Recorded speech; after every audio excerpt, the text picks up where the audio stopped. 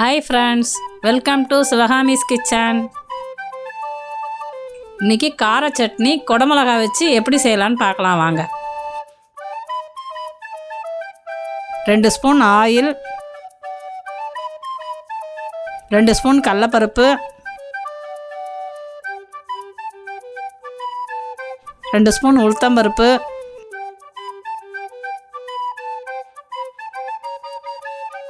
5 காஷ்மீர் மிளகா.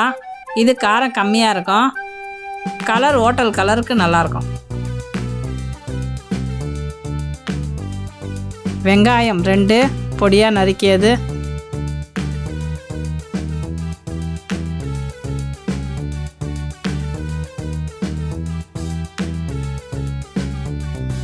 ரெண்டு பெத்த தேங்காய் பொடியாக நறுக்கியது,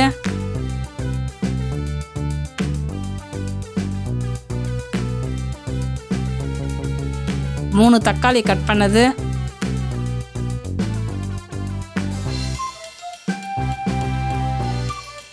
1 ஸ்பூன் உப்பு,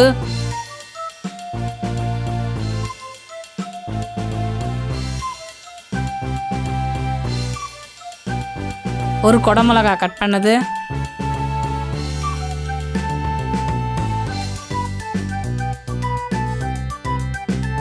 மூடி போட்டு வேக வச்சிங்கன்னா ஆயில் கம்மியாகும், சீக்கிரமாக வெந்துடும்.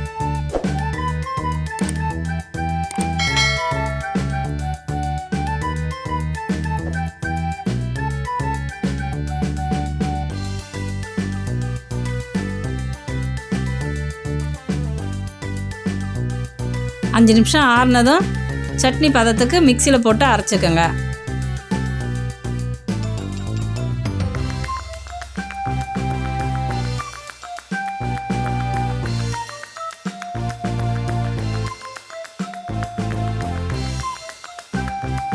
சட்னி தாளிக்கிறதுக்கு 1 ஸ்பூன் எண்ணெய்,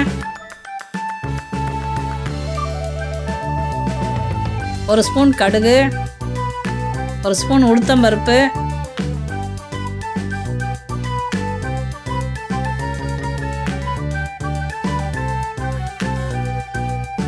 1 கொத்து கருவேப்பிலை.